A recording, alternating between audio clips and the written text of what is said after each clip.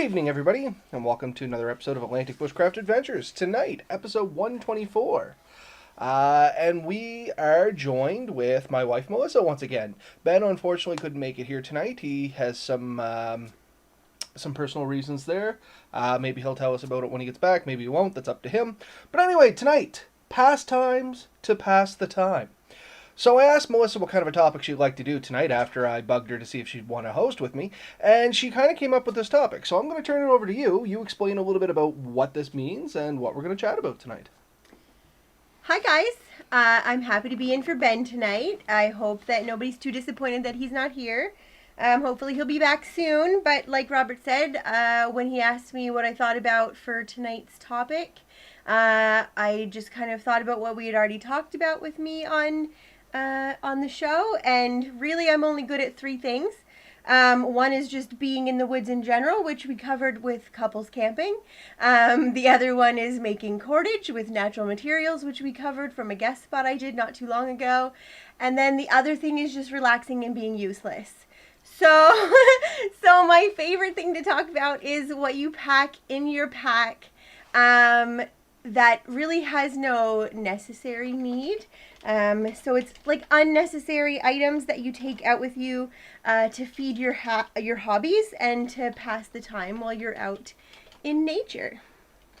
And then I'll start with saying my three things that I always have in my pack that aren't typically necessary for, survival and comfort, are a deck of cards, a book, and a little pan of Jiffy Pop. Yes, the Jiffy Pop. Actually, it's funny you mentioned that. I don't think we've ever gone camping or even on an extended excursion in the woods without taking some Jiffy Pop. If we're planning to have a fire, we're definitely going to have Jiffy Pop. Yeah, if there's going to be a fire, then Jiffy Pop is absolutely a necessity. Because it's not even about the popcorn, it's about the whole experience of the Jiffy Pop. Like, trying to get it set up, trying not to burn your hand, getting the coals just right, and it's good, too. Well, frankly, once you go through all the effort of making a fire, then, dang it, I'm going to eat something off of that fire. And Jiffy Pop is just fun to make, and it's delicious, so whatever. And that's fair enough. Ben always says, for anybody that's listened to previous episodes, like, there's no reason not to eat good in the woods. And, of course. I mean, popcorn, it's a luxury item. We eat it here at home as a luxury item. We take it into the woods as a luxury item. But it's kind of nice at night, especially if it's a little cooler. You're kind of huddled around the fire, eating some popcorn. It's kind of a good thing. Especially with group camping or, like, couples camping, like we'd already said. It's just kind of a social interaction that you can do around the fire that takes really minimal effort and just kind of perks up your night or your experience. Yeah. So, yeah. The title, funny enough, kind of states everything. Pastimes to pass the time. And I know Ben and I have joked that there is no, downtime when you're in the woods. But, I mean, realistically there is. If you're going out there to enjoy yourself and you're not trying to hone skills and stuff like that. But, I mean, even that stuff is still your kind of pastime to pass the time. I mean, when Ben and I say there's no downtime, that's because we're kind of actively processing our pastimes. We're developing our skills, we're practicing skills, we're looking for new things. That's how we pass the time. Right, you've kind of decided that that's what you're going to spend your time on when you're in the woods. Exactly. Yeah. So what's some of the things that you do other than a deck of cards? Which deck of cards is good if you're going with anybody, because as long as you're going with one other person, even if you're going by yourself. I mean, I guess you could play solitaire. I'm not much of a solitaire player myself, but you could still do solitaire with it. But if you have somebody else, you can make up games, you can play games you both know. I mean... So, like, I have a set of, they're kind of plastic. They're, like, the plastic, transparent, waterproof, bulletproof, basically, deck of cards. I don't think I've ever actually taken it out of my pack, but I have never packed into the woods and not had it in there. I was going to say, I don't remember ever playing cards in the woods. I honestly, I don't know if it was, like, a book I read when I was a child or what, but for some reason I have this, like, backup plan that if I sprain an ankle in the woods, which anyone that knows me knows that this is very possible because my ankles are like rubber bands, is that you can, like, just go out and, bring help or whatever, and I'm just going to sit there and play cards. And I will not be bored because I have my cards. I don't know, it's like my fallback, like, fail-safe. And I mean, that's fair. That's fair. That's a good idea to have. I mean, it's small, it's lightweight, it's easy to put in your pack, and it's better to have it and not need it than not have it and be looking for it. Oh, they're You know also what I mean? like miniature. So yeah, I mean they're so tiny. It takes up no room. So Dave joins us here tonight. Real Big Monkey One. If anybody is looking to check out some other bushcrafting videos, he's got an awesome YouTube channel there. But he mentions that he likes plant ID books to pass the time and learning new plants. And I mean that's another prime example of stuff that can pass the time and develop your skills while you're at it. Plant ID. Yeah, Tree definitely ID, like foraging. foraging, any kind of Yeah. ID skills, practicing and comparing, like you said, where you take a book with you. Or I know a lot of people have like apps on their phone now too, and just testing kind of your knowledge against what the book says. So, you know, going out things saying I think it's this, and then taking the time to look it up in the book and see and maybe learn something new, or maybe, you know, just further confirm that your foraging skills are on point and you might be able to use them if you need to. Yeah, No, it's completely. fun. I mean, when I first started going into the woods by myself, I used to take a lot of animal identification and track books, as well as some basic, I don't want to call them survival books, but I think that's exactly what they're labeled as. But it showed a lot of fire making and trapping kind of demonstrations and Setups, stuff like yeah. that in there. And I used to love going in and just practicing those skills and developing those skills because as I developed in with bushcrafting, as you know, Ben knows, you know, Mm-hmm. anybody that knows me knows, I actually like my passion about bushcrafting is fire making. Don't ask me why. It's just the thing that I really took to, Yeah. and I really enjoy finding different ways of creating fire. And as soon as somebody shows me something that I haven't seen before, I semi sort of obsess over it. Would be the easiest way to say I about it. mean, you will practice it relentlessly until you're basically the best person I've ever seen do it. So sure, yeah.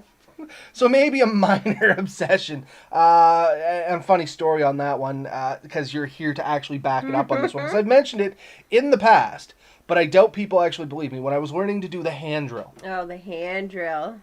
So yeah, this is the truth of this, people. I practiced the hand drill. Like when I first started off, I was like, "Oh yeah, screw it, I can do that." I grabbed it and it just went to it. Of course, failed miserably because I had no idea what actually it took to make the hand drill. So then I started learning just how to properly roll it in my hands. And as Melissa can attest to, I used to sit in front of the TV and I'd just be there like rolling this cattail in my hands or a pen or anything I could get. And how many times? How many times I was like, "Oh my god, my hands are all blistered up." Oh, your hands were disgusting when you were going through that phase. They were like calloused and they were Phase. bleeding and they were cracked and they looked like they hurt immensely, very blistered. Ugh, terrible. And literally he wasn't joking, like with a pen and we would be sitting and watching TV and all I'd hear is just going with a pen, just working those hand calluses until he could get them so that he could actually do something with the hand drill. Well, it And wasn't that even was so much. weeks, like 3 weeks, I But think. it wasn't just even so much practicing. working the hand Ugh. calluses. What it was learning how not to get blisters. Because there is a very specific way of rolling it in your hand so you don't get blisters. You know what I mean? Anyway, Yes. we're digressing off a little bit. But yeah, that's one of my pastimes. And I carried that when we were watching TV and stuff at home. I also take it into the woods. If I'm just sitting around, I'll still practice like hand drill skills and stuff like that. Not so much to develop the callus and stuff Yeah. again. But like I said, there's a specific way where you put pressure on your hands and it distributes evenly on the spindle, and there's kind of like this, you know, up down seesawing motion that you can get so your hands don't have to go down all the time. Like there's little intricacies that took a lot of figuring out over time, and these are the things you can do while you're in the woods that'll still develop your skills and give you something to fill that void if you so find yourself in that situation.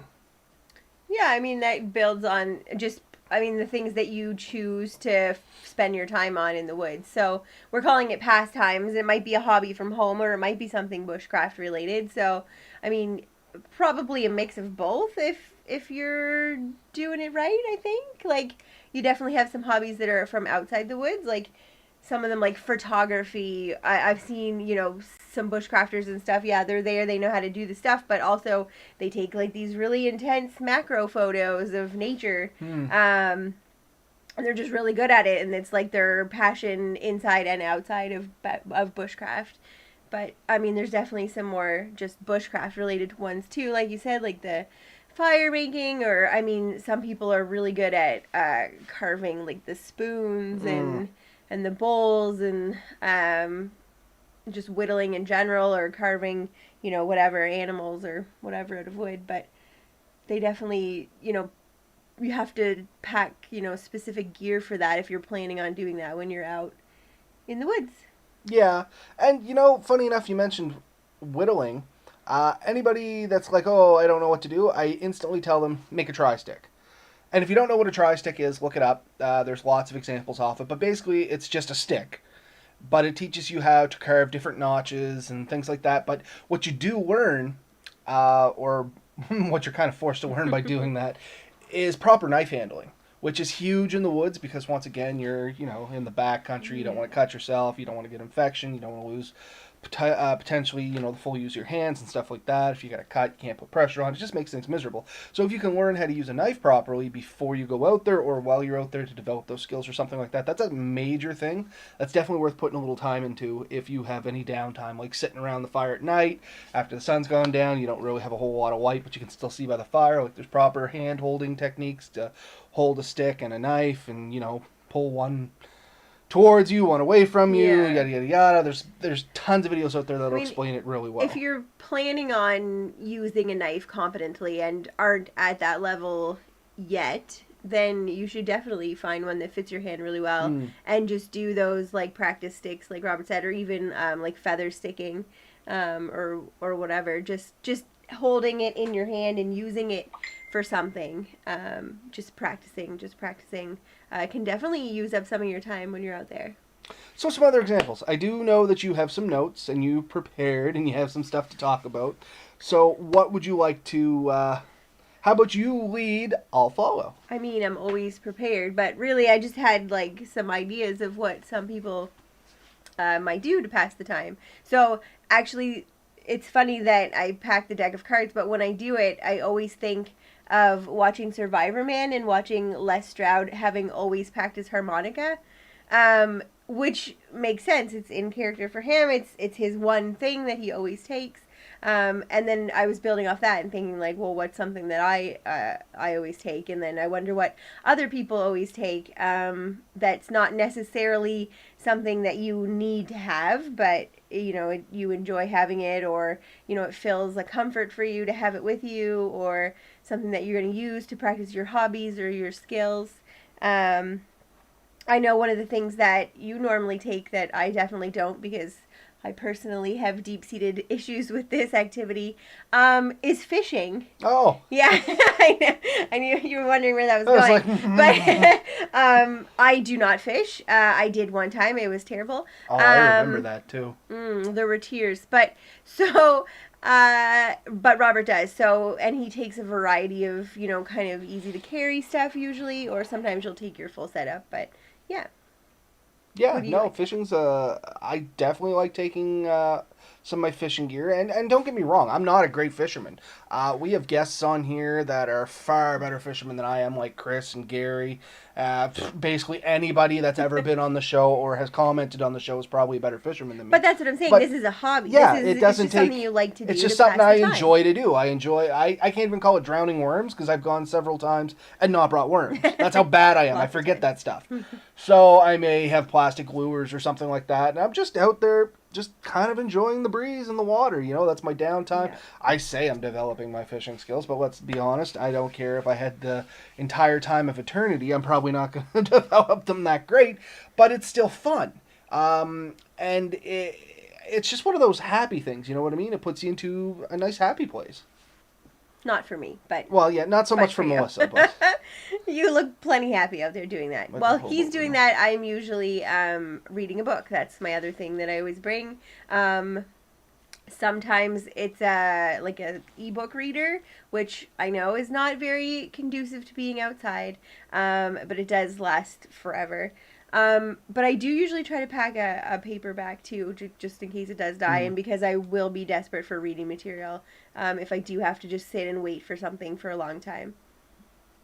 Totally. I'm like just looking waiting for you to be done fishing. Yeah. I mean, I'm looking at some comments that came up here, and Alex says, nice mix of things. Make a hobo reel. So we both have one of those. Your dad gave it to us. No, that's an actual travel reel. A hobo reel is made out of a piece of wood. The first time that Ben and I went camping at the waterfalls, there's actually a picture of a hobo reel he had made. I didn't actually partake in making one. I really should. I've never actually made a full-on hobo reel that worked. Keyword being worked. But yeah, and if anybody wants to look that up, once again, tons of videos. I'm not going to go into depth with that. And Dave, once again, a friend of his, used to bring animal calls and would try to lure animals in even though they weren't hunting. He says it was a thrill to see how close the animals would come in. And I mean, that's something that's, you could potentially carry over into hunting season later on. You can practice it. Like, there are no laws saying that you can't practice calls and stuff like that as long as you're not, aggravating, torturing, or... I think the word they actually use is molesting wildlife. Oh, yeah, molesting the wildlife, yeah. That it's perfectly fine and you're good to go. I mean, I don't know if I want to practice my coyote calls, calling in a pack of coyotes or something, but maybe that's your thing. I don't know. That wouldn't be it for me. But I added that to my list because I didn't think of that, animal calls, and then immediately my mind jumped to bird watching too, because I know there's some serious bird watchers. Now, what I used to like to do was animal tracks. Animal tracking. I used to love, not so much tracking, but like animal track identification. Tracking kind of came later, looking for like game trails and trying to piece together what animal was coming through. That's kind of another little hobby I do as I'm walking through the woods, but just identifying animal tracks. That way you know what's in the area, you know what's there. It also helps a lot for newer people going into the woods, and you can probably attest to this, knowing the sounds at night that go bump in the night. If you know the animals that are... Look up our couples camping video if you want the full story on that. But I did hear strange noises in the dark, and it did not go over well. Long story short. No, but like I said, if you know what animals are in the area, it's a lot easier to try and rationalize what that sound is instead of letting your mind wander and race. Right. That's not to say you're not going to hear the odd creepy noise that you can't identify, especially if you're next to a river or waterfall or something like that. Rocks moving underwater sounds like voices at night. It sure does. We camp by a waterfall pretty commonly. Anyone that knows us knows it's kind of our happy place, and it takes some getting used to. I had something on the tip of my tongue too I was going to mention. I can't remember for the life of me. I was just going to say that we've been talking about like fishing, and now the waterfalls just brought it up again. So I was actually thinking some of the things was how often do you pick your spot based on the activity that you want to do there? So sometimes your pastime becomes kind of your whole purpose of your trip, in that it kind of dictates what you're planning to do and where you go. A prime example of that is, once again, anybody that knows us, and I might have mentioned it on the podcast a couple times, our anniversary is coming up, and instead of just burying ourselves in the woods, which we have done before, we will pick things that kind of cater towards the activities we want to do in the woods. It's more about going in and just enjoyment and relaxing than it is going in and, surviving and bushcrafting. So we'll pick not locations. Not going to build a shelter. No, we'll pick places where we can launch the boat. Yeah. Excuse me. We're looking at maybe doing some boating. Maybe drag the ATV in, so somewhere around the ATV trails. The waterfalls is definitely always high up on the list because it's a great place. We can take the ATV in almost right to the waterfall. And the waterfall is very private. It's a great place to, swim, do a little fish, a little sunbathing, just kind of relax. It has everything. So that's a good thing to keep in mind too, is, like you said, when you pick your location, think of the activities you do want to do. Hey, Christian, thanks for joining us. Hi. So like if you're planning on or wanting to do swimming or boating or fishing or kayaking or, anything that involves water, then that's going to dictate where you put down your roots, kind of. For sure. Yeah, don't plan to go boating and then camp in the middle of the woods with no water around you. Well, so we did that. Like, our last anniversary. I don't tell that story. We took the boat with us, had full intention of finding a lake, and then failed again, and then failed again, and then we took another trip out and found the lake finally. We're all lake. It wasn't even the one, but... Yeah. So to better explain that story, because I don't want other people to make the same mistake, we looked on Google Maps, said, hey, there's a lake near where we normally camp. We knew it was there, but we just had to find it. So we think we found it. Problem was, it was like 3 inches deep and it had shrunk significantly from the Google photos. The map was from like 5 years ago. So I don't know if the water was just high at that time or something changed there and the water has since rerouted itself. But anyway, true story. If you do plan on doing that, potentially doing a preliminary scout. Yeah. would have saved us quite a bit because we went through some thick woods. We did know we were going to have to maybe get into some stuff to get it there. But then, I mean, we got halfway in, and I mean, the stuff we would have needed was a chainsaw, which we didn't bring, and we immediately regretted. So, yeah, so we definitely weren't getting to that lake with the equipment that we brought and doing anything with it. And then once we thought we found it, it wasn't even there anyway, so who knows?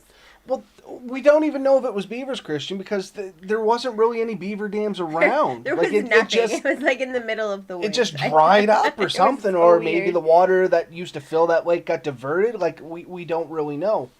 Another thing I wanted to mention, and some people are going to call this glamping or whatever you want, but regardless, if you enjoy it, yeah. ATVing. Yeah. It's a great thing. Like, Melissa and I, we threw the stuff on the ATV and just rode around. You know what I mean? We just rode. We went down trails we'd never gone to. We got lost a couple times. Not really lost because we had the GPS and stuff with us. We just didn't have it turned on. We just went exploring. You know what I mean? We went hunting for lakes. Yeah, anything we could put the boat in, really. We were just. And we found a couple that were kind of cool. Did, yeah. And yeah, just go ATVing. You get to see lots of stuff. We've seen a bobcat. Yeah. How often do you see a bobcat like just out and about in the woods? That was kind of interesting. We got to see lots of wildlife, and when we were done, we just stopped, set threw the tent up, and bam, we were there. It's nice when you have something like that to carry all that extra gear because you're not huffing it in on your back and stuff like that. Yeah. You can go longer. We talked about our gigantic sleeping bag again on couples camping. So when you want to take in something like that, you're going to have to, bring some gear to do it with. And so catering to if you intend to do any exploring, if it's going to be on foot, if it's going to be with an ATV, if it's going to be with a side-by-side, then what trails you're going to be taking. You prepare by bringing your maps. Then you have it with you. So you're going to be camping on the trails, and then you can build your gear around that too. So, yeah, it all kind of, based on what you want to do, what you want to spend your time doing, can often kind of change the whole course of your trip. But I mean, that's not the tiny things that you just put in the bottom of your pack, like to pass the time. That's kind of a full-on. That's not your harmonica. You can plan that out, though. Yeah, but I mean, if you want to take your ATV, then you're going to be planning where you go there. Have you all ever tried renting a horse for a camping trip? The horse trails are to die for in the mountains, and they are somewhat easy to maintain depending on the owner handlers. Do we even have a service like that available around here? I know you can rent horses and go do trail riding, but they don't necessarily let you rent a horse and wander off their trails. There's not a ton of, well, I mean, we're not in the mountains here in Nova Scotia, but there's not a ton of horses that you can rent for more than a trail ride. I do feel like there is an overnight camping somewhere. Excursion, but it's like group-led, it's guide-led, isn't it? Yeah, it's not so much just, here's your horses, see you when you get back tomorrow. I know when I was younger, like, we're talking like 14, 16, something like that, we had horses. More specifically, my grandparents had horses. We had ponies. If you ever want to choose between a horse and a pony, get the horse every time. Just telling you that Ponies now. are mean. Ponies are like the meanest people on the planet.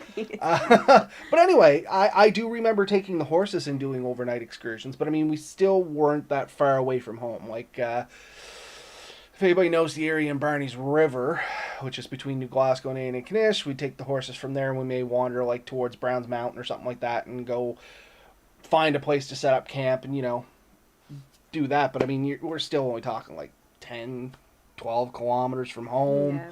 Still relatively close, limited gear. You're not really going that far off. But that's the only experience I really have with it, to be honest with you, Christian. I mean, I rode horses a lot when I was younger. I actually was a trail guide for a few summers in my late teenage years at a local ranch, barn, farm, trail riding establishment. Yeah, in Ardoise, Nova Scotia. So we've both definitely had experience with horses. I miss it tremendously and would love to go on a mountain horse adventure. It's a great idea. Oh, I'd love to do it. The problem is they won't let me ride the horses the way I want to ride them. Well, we'll have to find some mountains. But anyway, the bottom line is anything you can find that's small that you're able to put in your backpack to add a little bit of comfort, toss it on in there. Or if you don't want to do that, you can do like a plan around your recreational activities or your pastime activities. Like I said, Yeah. ATVing or boating. I mean, we hear Ben talk fairly commonly about taking the kayaks and canoes out and doing portages and stuff like that. And truth be told, I've been looking at boats, what, 2 months now, off and on. And I mean, I'm somewhere Intensely. between a canoe and an aluminum boat. Yeah. The downside being to an aluminum boat, can I take it in the woods and portage it? No. But the upside, I can put Melissa and Lily in there and a motor, and we can go do some serious lake explorations. Because we do Yeah. have some fairly big lakes here in Nova Scotia with boat launches and stuff like that. So I got to try and make the decision now. Do I want to get a canoe, which is great for me, but realistically, I like to take the girls more. Yeah. So, and I kind of think I could probably borrow a canoe or kayak because there's been lots of people that tell me that I can borrow one now. So that's also swaying me towards an aluminum boat. But anyway. It kind of depends on what you want to do again, too. Like, Exactly. do we want to take a whole, like, family boat day, or do we want to get into the woods and also potentially go boating while we're there if we find a lake, which is our tiny Seahawk situation. Yeah. Which, if anybody has any like questions about inflatable boats and stuff like that, Melissa and I do own one. It's one of the higher. I don't want to say higher end, but it's definitely not like your rubber dinghy kind of dealio. It's the Seahawk 4. It's a very large 4-person inflatable boat. It is not a dinghy. It means business when this thing gets inflated. Both of us are on it, stretched out, and not even touching each other. Like, it's very large. I've taken myself and 3 other people on it with a motor and gone Yeah, forward we have on the it, trawling motor now. We got last year, so definitely since we got the trawling motor last year, a lot more of our trips have become a lot more boat focused. We definitely want to get out. We want to find some water while we're out there and throw that Seahawk in there and watch her blow up. But we've definitely been thinking a lot more about the canoes and other options to start doing some different boating. Definitely. And Christian made a good point there. Portaging. You got to have a lightweight something. Made the mistake of buying a 95-pound old canoe. It's so heavy that I had to use a dolly. And even then, no portaging. Funny enough, Christian, if you look at the videos we've released on Atlantic Bushcraft, we actually have a how-to on making a real lightweight. It's a kayak trailer, but if you upsize all the parts, it'll haul a canoe, because we have built them for canoes as well. And it's super lightweight, and it just folds up inside the canoe. But 95 pounds, it's getting pretty heavy. But yeah, that's the problem. Like, I'm fat and lazy. I'm not going to lie to anybody. And I mean, that's my biggest problem with kayaks and canoes is when you do have to portage, you got to carry those suckers. And just like Christian said, you have to plan with something that you can actually handle and carry for a little bit of distance. Now, you're going to be carrying it for like 6 to 7 kilometers. Hopefully not, but you're still going to be carrying it a little way. So keep that in mind if you plan these great adventures and you want to do boating and portaging, or find a 2-person canoe/kayak and have help carrying. Because that's the other option as well. Yeah, or have an inflatable and an ATV. I mean, whatever you want to do here, I'm on that team. The inflatable and the ATV is great because you can pack it all in the ATV, and then there's an inflator that plugs into the ATV. Great. You inflate everything, you walk away, you come back, boom, boat. Yeah. Plug up all the fill holes, slap the motor on that sucker, and you're good to go. Yep. Now, that being said, they do make inflatable canoes and kayaks. Oh, yeah. I've been looking at the inflatable paddle boards lately too. I've been getting really hot into trying one of those. I don't know. Paddleboard? Yeah, we can get some downtown. Our local local town municipality is renting out the inflatable paddle boards, the stand-up ones for we have a really large river in our downtown. We're really excited about that. You got a raft that weighs 7 pounds, Dave? You gotta send me some information on that. 7 pounds, man. I eat meals bigger than that. Oh, I'm not kidding. Lying. Christian's saying he's 6'1" and 250 pounds, and I'm thinking, I remember when I was 250 pounds. I was 12. Me too. Yeah, no, and that's like you were saying, Christian. It is hard to find a small, lightweight boat that has a decent weight limit. So if you want to take 2 people, or if your one person is. Well, that's the problem with me and kayak. You need a big one. This kind of diverged into a little bit about just boats, but whatever. Love boats. If you're going to be looking at a kayak, one of the biggest problems I've had finding a kayak, and a canoe for that matter, is, like Mel said, the weight restrictions on them. For me to find a kayak that's going to hold me and be decent, I'm looking at $1,000. Like, I mean, anything under $1,000 won't hold my weight with any kind of gear. I'm 300 plus pounds. I take a 50-pound pack, so I'm looking bare minimum 350. I want at least another 50 pounds of Gear working. that you can strap on and working space. So I need a bare minimum 400-pound. Yeah. Now, if I'm looking at a 2-person canoe, that means I got to double that. So I'm looking for an 800-pound capacity. Yeah. Not necessarily Melissa, but I mean, anybody that I take with me, I want to have the comparable amount of weight for them. And I mean, that's a serious issue when you're looking at some of these boats and things. You know what I mean? It is. J.M. Marshall raft. So Dave was just saying a 7-pound raft is a J.M. Marshall raft. Modern pack rafts are all 5 to 7 pounds. Now I'm going to go out on a limb here, Dave, and say that thing's probably worth more than my soul. I'm going to assume that's in a couple $100 mark there. But I mean, you do pay for what you get for sometimes, or you pay for what you get. And again, it's what you want to do with it. It's what your pastime is. It's what your passion is. It's what your hobby is. It's what you want to spend your time out in the woods doing.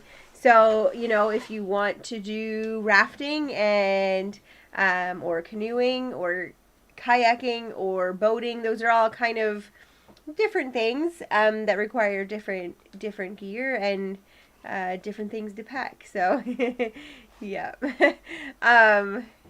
Yeah. I mean, we've had this conversation on like the ultralight side of things. Ben and I have talked about ultralight camping. And I mean, as soon as you mention ultralight, the cost is almost doubled, if not tripled. Of course. But you're paying for the convenience of stuff that weighs next to nothing. Yeah, and that's a lot of depending on what you're doing too. You were saying about how there's no downtime when you're out in the woods. And I mean, short of traversing Mount Everest, which I'm pretty sure you probably have every second planned out for.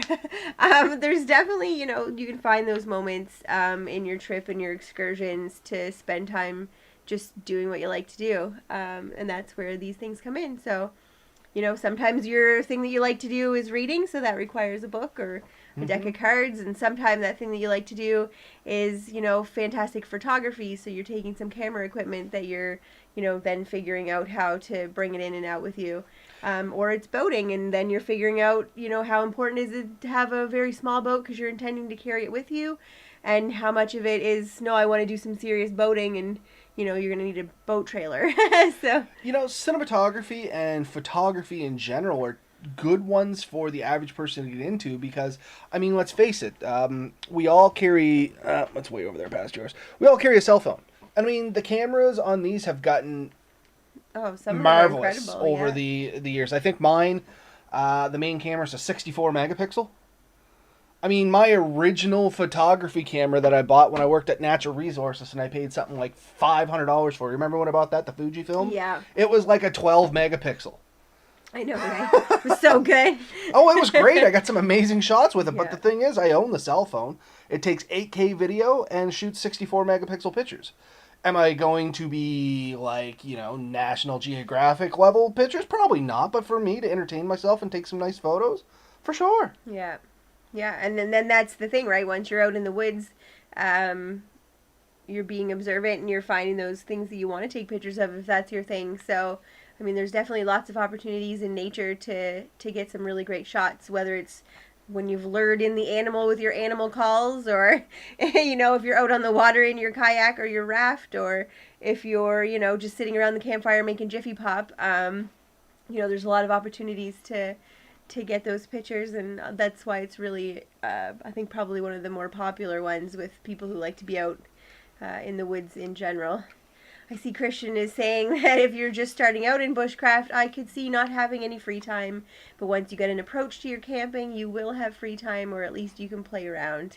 And, I mean, that's definitely true to some degree. We definitely, power through the things that we have to get done for safety or for our security or for our, shelter.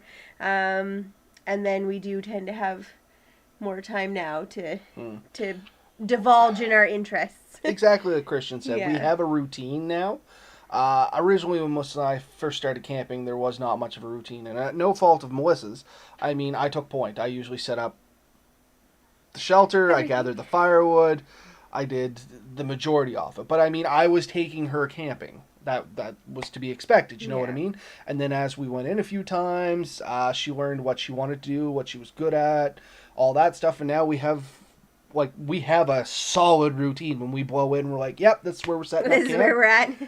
We have a routine, and we can be set up and ready to go in like an hour, and that Oh, yeah. includes basically shelter set up, fire started, firewood set aside. We may need to gather more, but we at least have enough to get us going for a while, and probably our first meal half planned, as well as we have changed into our woods clothes, which could Or be like campsite clothes, whatever's a comfy. pair I of know, sandals and the travel. rattiest pair of shorts I own is basically mine. You know what I Usually, mean? yeah. So, Get out of those hiking boots ASAP, usually. and sometimes we go without the sandals. We're walking around barefoot and just Yeah. in ratty shorts, and there's pictures of me on Facebook and that. Oh, yeah. Yeah. Firebeard. Hashtag Firebeard. Hashtag. Yeah.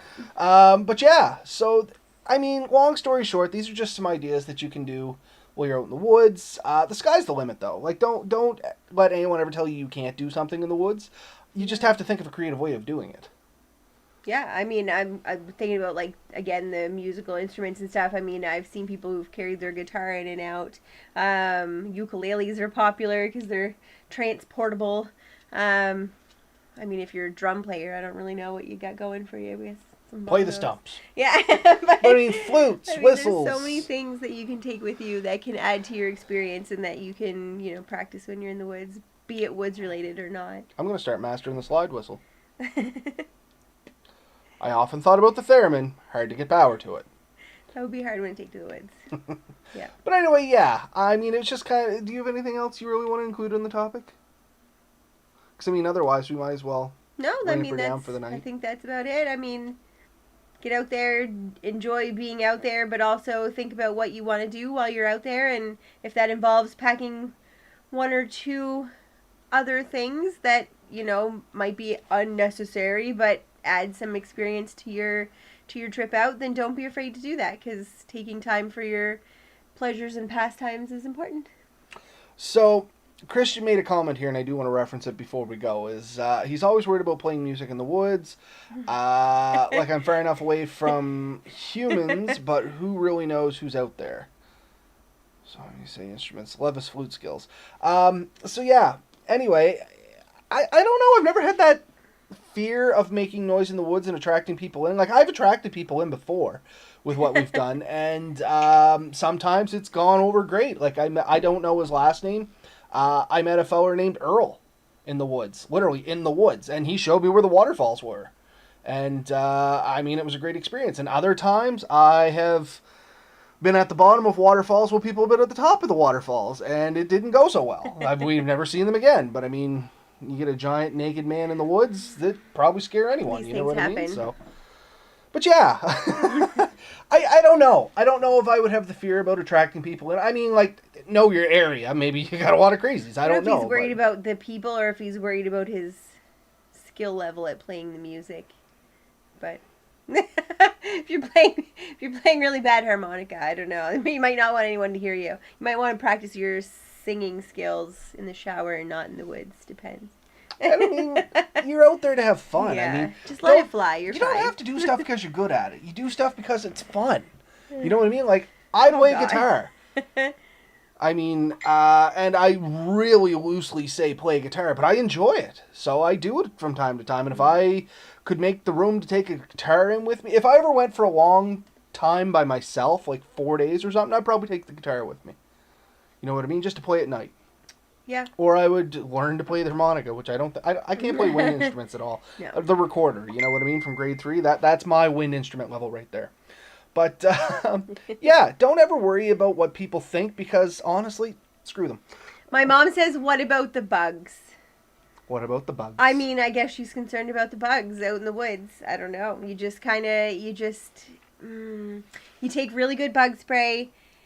You try different things to see what works. You cover up. You wear the lightweight clothing that covers you, and then spray yourself just so much. And then a lot of it is just trying to ignore it. Now, see, my... Also, when you're close, sorry. Nope. Also, when you're close to the fire for a significant amount of time and start building up that, I guess, smoke smell, I do find that tends to help quite a bit too. And that's exactly what I was going to say. Like, what I tend to do is I just get next to the fire and try and get saturated in wood smoke smell. And that'll keep a lot of them down. And then other than that... for me, you probably don't have this problem, but washing my hair before I go out, I will usually do it just because I want to go in with like clean hair. But I know full well it's going to attract bugs. So I usually try to braid it really tight day one, just so that my hair smell isn't attracting the bugs. So that's another thing. Actually, good point on that. Anytime you're freshly washed up, clothes and stuff too. Anytime you're washing up in and around the campsite, try to use as much on-scented product as possible. And they do make on-scented soaps and detergents and stuff like that. And they are going to be your best friend while you're out in the woods because it's the smells and aromas. Especially like the synthetic ones or the on-natural ones, they drag bugs in like mad. Yeah, the more you smell like the environment around you, which, could be gross by day 3, but also it does kind of work as a natural deterrent for all the little biters out there. So and there you go, Mom. There's your tip. May not be the answer you want, but what works good for both things, cleanliness as well as bugs, is if you're going to wash up around the campsite and have the availability to like go right in the river or something, scrub your skin with charcoal. Yeah. 1, it's not bad for your skin. 2, it'll clean your pores out. 3, it's detoxifying. And 4, once you rinse it off, it does leave a residual kind of filmish that will deter some flying insects, especially like black flies and mosquitoes. And there's other little tips and tricks you can use too, like lemongrass. You can get lemongrass products. You can get citronella products. Mint tends to keep them away. If you take a handful of oregano, I think it is. Who knows? And throw it in your campfire, that seems to get rid of them. I mean, the bugs, there have been times when they've been really bad, but most times I don't notice them that bad. As soon as I land in, yes. Then after I get moving around and doing my thing, they don't seem to be as much of a problem. Yeah. There was like one time that the horse flies were really bad, and I had, like big sores, like bleeding, like the really, really, really nasty horse fly bites. I had quite a few of those. But that was only the one time. And then other than that, it's just been, they're just little guys. I was going to say, 99% of the time we go in the woods, by day 2, I'm literally running around shirtless with just a pair of shorts on. Day 2 is and I don't get eaten that bad. But also by then, I'm... Yeah, if you let them scare you out day 1, I guess. The key is just being more stubborn than they are. I guess. I don't know. I don't know. But, and Christian mentions the thermocell necklaces. I've heard great things about them. I actually kind of forgot about those. Yeah, so there are products out there that'll combat that. Oh, for sure. Pethrin, it's another spray. You put it on your clothing. It's good for like 10 washes. It'll keep ticks away, which is a good one, as well as a lot of other stuff. Yeah, ticks are a real big one here. Tick checks are prevalent, and especially traveling in and out, high DEET on waist-down pants. Yeah, we tuck our pants into our socks here. Yeah. we don't mess with ticks. Your pants go in your socks. But yeah, I think that's that. We're at about 4 or 5 minute mark anyway, so it's a pretty good show. If anybody has any questions, comments, was maybe... our... Oh yeah, go ahead. So in the chance that I will most likely be here with Robert again tomorrow. Tomorrow, yeah. I'll be here tomorrow. Hopefully she's still here. You won't be, but next Wednesday for Atlantic Bushcraft Adventures, it will be Robert and I again, I believe. So we are hoping to do an Ask Us episode. So we are looking for everyone to send in their questions, anything at all. There's no topics off limits. Let us know what you would like to know about bushcraft here in the Atlantic provinces or in general. Anything that I can answer or Robert can answer, we'll definitely handle it for you. So send in those questions. Robert, tell them where they could post questions that we would see them by next week. So the easiest way to get a hold of us is you can either message us on Facebook, which is, I think it's facebook.com/Atlantic Bushcraft Adventures. Hey, got it. That was right. You can check out our YouTube page. Just search Atlantic Bushcraft Adventures and make a comment there. Or an easier way is you can email us at podcast@atlanticbushcraft.ca. Or if you go to the website, atlanticbushcraft.ca, that's starting to get settled on. There is actually a contact us form on there. and it'll send an email directly to us if you don't want to send it from your personal email. And there's also a link on that page to our Facebook Messenger where you can send us your question as well. And like Mel said, no questions are off topic here. If there's something that's a little embarrassing but you really want to find something out, you can send that to us anonymously through that form that I just said, and we will answer it for you. Like, I know I've had some wonky questions in the past that people have been embarrassed about, and like there's nothing that's... If it's a legit question and you just want to know, like the big one I get is like, how do you go to the bathroom in the woods? How do you go number 2 in the woods? I mean, that's one that a lot of people ask. And I mean, it's a real thing. Have you ever done it in the woods? We've touched on that. Again, get back to that couples counseling video because we touched on a lot of topics, and a few of them were nerves about getting into the woods for the first time, and using the bathroom is always the number one question. So we will answer your questions. Lady business in the woods, or lady business. I mean, there's a lot of stuff that could potentially be, maybe not. I don't know. I don't get embarrassed, but I guess it could be embarrassing to ask. So that's that anonymous form whatever. is there. Gear questions, skill questions, crafting, cordage. Y'all know that I'll help you out with that. So, I mean, anything at all, just throw it at us, and we will answer them next week, next Wednesday at 8:30. Yeah, here for in sure. Atlantic. And anybody that wants to ask their question live, as always, we'll be here at 8:30. We'll shoot it in the comments. We are going to be pushing this one pretty hard, and I'm going to be posting it up around, and I will make a list of questions. That way we come in and we're not just waiting for live questions. Yeah, no. But we will welcome the live questions, and we will do as many of them as we can. And if we run through all of them, I'm sure we can find something to ramble about like we always do. I always tend to be back here, so I will be here. All right, everybody. Thanks for joining us. We'll see you next week. Everybody have a good night. Good night, guys. Thanks for having me.